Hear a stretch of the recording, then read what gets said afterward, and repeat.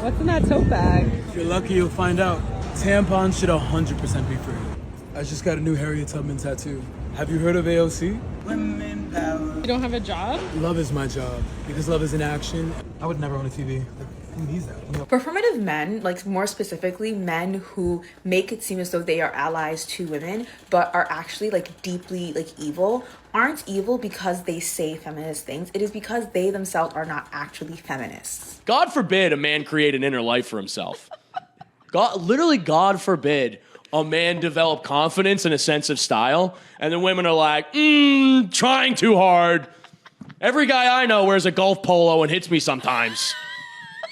Hallmarks of a performative male include tote bags, books by female authors, matcha lattes, and Labubu dolls. They just find another way to call someone gay. Over the past couple of months, I've been seeing these videos pop up about people being performative males, and I honestly thought it was like another mythical creature. You know, the Loch Ness Monster, Bigfoot, a job application, something that doesn't exist that I don't actually want to see. Until I started to go outside, and I saw exactly what the internet was talking about. Men drinking matchas, carrying tote bags, reading poetry, and playing guitars in parks. I can see why people are debating if this is some sort of authenticity or if it's even manipulative. But honestly, all those are the wrong questions. Thinking hard on it, I remember performative males back in high school and middle school. You know, the guys that read Twilight or that wore silly bands or puka shell necklaces that kind of stepped out there and did things for the attention of women. You know, those are the guys in elementary school who would display their speeds at recess to try to get the attention of women. And maybe or maybe not I participated in those things, but was it really a bad thing? I mean, we were doing performances every single day of the week. Like, it really didn't matter. We're performing all the time. I'm performing right now on camera. Firstly, I gotta say, being a performative male is completely normal. Being a performative person in general is completely normal. Literally everybody performs. When you get pulled over while driving, you're not finna be talking to the police officer like you talk to your friends when you're on the game. You might morph into a whole different person. You're gonna be showing facial expressions that you never even thought was in you. Using words that you didn't even know was in your vocabulary. But now that we've established the already existing performativeness in society, I want to really establish how performativeness should be judged going forward. Calling performative males corny or inauthentic isn't the accurate judgment. We don't look at actors and say that was a cool performance or that was a lame performance. We say it was good or bad. Men deepen their voices while talking on the phone or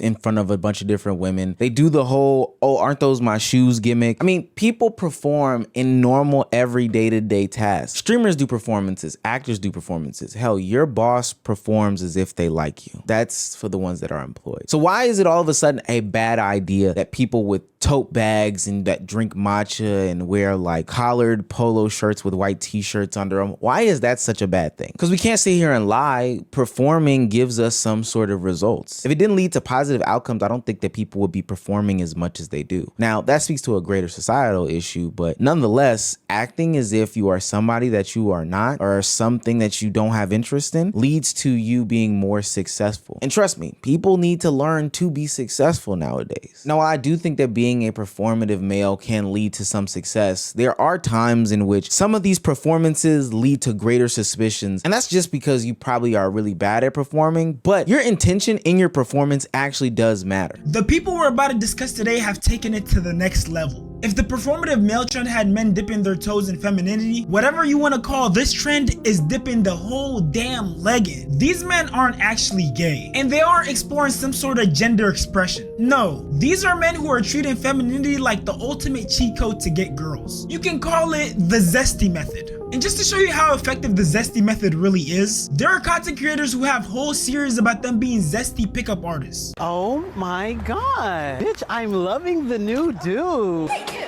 No, look at you. I'm sorry. Do you see this? I mean, you know, something. Okay, now, mind you, it's only okay to call a girl the B word if a dude is gay. Now, this is what we call straight up manipulation. I can remember reading an excerpt from Barack Obama's book, I think, where he talked about how he would act as if he was into these politics, act as if he leaned in towards more of the femininity, you know, the feminist culture that was rising when he was in college in order to attract women, even though he did not actually care for these specific causes. That's exactly what this is, just in a different font. Pretending to be zesty in order to get women's attention and attraction is actually very manipulating and very harmful. Like, these are unsuspecting women and you're using words like bitch or hoe or whatever the case may be because it's okay in that community for them to call women this. But if you were a straight male presenting your real self, you knew that that wouldn't fly. I'm a transfer. What about, yeah, you transferred too? Nah, you look so good. Oh, for real, what you hit? Legs.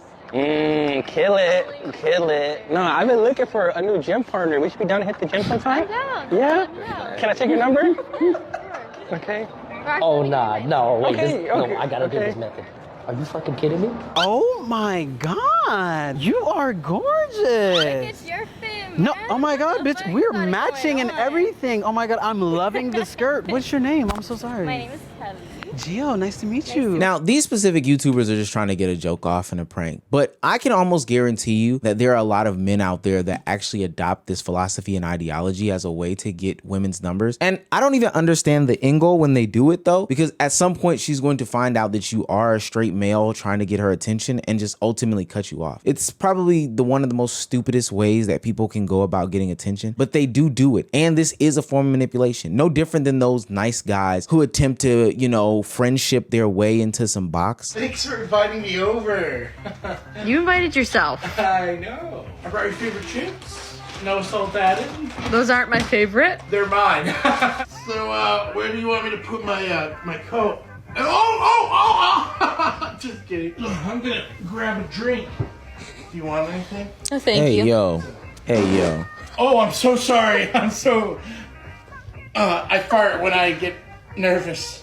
Do you need to use the bathroom? Now, these types of dudes are literally the worst. They're losers, and they're actually bad people for preying on people's feelings, emotions, and honestly fears based off of potential past situations that they've had in order to gain some sort of attention or attraction on women. I think this is a total different level than, like, you know, reading a book that women may find interesting. This is a different, deeper level. Now that we've covered some of the manipulators and stuff like that, I do want to ask why we do have a problem with performances when throughout history we have been looking at performative masculinity for a long time. The way that we present ourselves has always been performative to some degree, and that includes how men portray their masculinity. The stoic breadwinner archetype in the 1950s was performing just as much as a guy that drinks matcha and wears a tote bag is today. There's actually so many examples of this with the cowboy aesthetic, the business suit, gym bro culture. We don't tend to look at it that way, but these are all different performances of masculinity. I was watching that Tiny Say video and it made me think, how many of my actions and my decisions are actually of my own as opposed to things that society has conditioned me to believe is the right thing to do? Am I playing football because I actually like football, or is it because this is the thing that's going to get me women? Am I wearing these types of shoes or these types of clothes or, you know, attending these types of conferences or movies because these are things that I actually like? Or is it because society has told me that this is what it means to be a man, and being more aligned with masculinity is a way for me to get a woman and be successful in life? Especially because masculinity is forever evolving and we can't place one singular definition on this. It makes sense that men would be transitioning into new ages and new eras when it comes to what they are interested in, what they define as acceptable, what they like to tune into, listen to, drink, wear, whatever, etc., etc. But when we do associate different things like matchas and loafers with being like performative male culture and this isn't your true identity, we're restricting masculinity. No different than when we transitioned into like the metrosexual era back in the early 2000s where men were clipping their toenails. They were automatically labeled as gay. Like they were automatically labeled as gay. There's no secret behind it. Is performative male the new age way of saying zesty, which was the new age way of saying gay? No, some of y'all are still performative, but there is a little bit of merit to that. Don't worry. There is a little bit of something to that. And I know somebody's probably asking behind the screen, Omar, how do I know if this is a real interest or if this is something that social media told me to like? But I just want to know how we actually measure authenticity when we live in this world where we're all constantly being influenced by each other. I mean, people are literally being paid to be influencers in this day and age. And so we're definitely all getting influenced when we're on the internet, whether we know it or not. A lot of the clothing choices, hobbies, food that we decide to eat, a lot of the times is because we saw it on social media first. So it's very hard to say you you authentically, or rather than authentically, but organically discovered something in this day and age? From choices in what we eat to our fashion choices to hell, even our opinions, we are constantly getting influenced with social media. I've seen people in real time take talking points from my videos and use it in an argument that they were making. And because they couldn't elaborate the point, because they didn't make the point, it kind of fell flat on its face. And I've seen them also then turn to me and kind of get me to try to justify what they were saying. But it was like, wow, when are you going to develop your original thought? And this tracks through all of the diet experiences that people have when they go out, try some sort of new diet, and then tell people that this is the way of clean and healthy eating, when we know that everybody should have a diet based off of their own individuality. And that's like for health and safety reasons, to be honest with you. And it also goes to the hype beast era, when people were wearing Supreme box logos and running around with the Nike Air Mags because they thought that that was the hip thing to do. Influences are real. So I think a lot of people do things because they saw it on the internet. It's something that is cool. It's the aesthetic. Maybe their favorite streamer has this car, has this watch, so they try to get something similar to it. Maybe their favorite rapper has this certain jacket or hoodie on, so they try to get into it. But would I necessarily say that that's performative? Probably not. There's no way to really answer the question of what is their intent in good faith, because honestly, you'd be ultimately discrediting somebody, and at that point, nobody would be believable. Like, I couldn't even say that I got waves because I actually like waves. You'd probably say you watched 360 Jeezy back in the day, and now you're being a performative male because you know waves can lead to girls. I think people can grow into a real genuine interest in some of these things. Yeah, that's right. Matcha potentially does taste good. So this guy probably isn't just drinking it to attract women. It's probably just a good and refreshing drink. He may have started that way, don't get me wrong, but it's okay for him to go down this specific path and drink this specific drink or wear these specific clothes because, hey, this looks good, it feels good, and this matcha tastes good. So the real question isn't, is this performative male authentic or not authentic? Is this a bad thing or not a bad thing? The real question is, why do we feel the need to police some of these performative males? Now, I wholeheartedly get it. Everyone who does performance for the sake of gaining some sort of advantage by playing on somebody's fears, emotions, and feelings, that's you being a predator more than anything. That's not being a performative male. But I do think that there is some merit and some value in people performing. Again,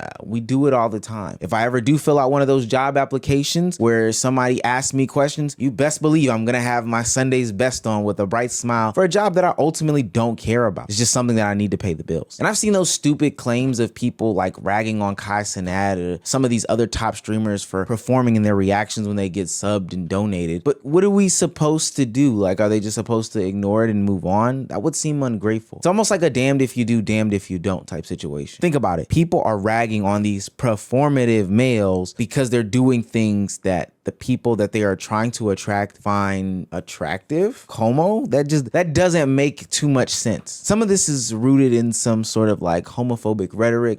Some of this is rooted in just hate speech. Some of this is rooted in hateful thought. But ultimately, what people need to realize is that people should be allowed to grow and change over time. They should be allowed to find themselves. And if through finding themselves, they find a bunch of different other people who inspire them and they replicate them, well, that's ultimately fine and dandy. Trust me, you can only drink but so many matchas before matcha becomes disgusting to you if you really don't like it. But I don't think it's a bad thing that people are performative males. I do think that it's a bad thing that we are judging performative males.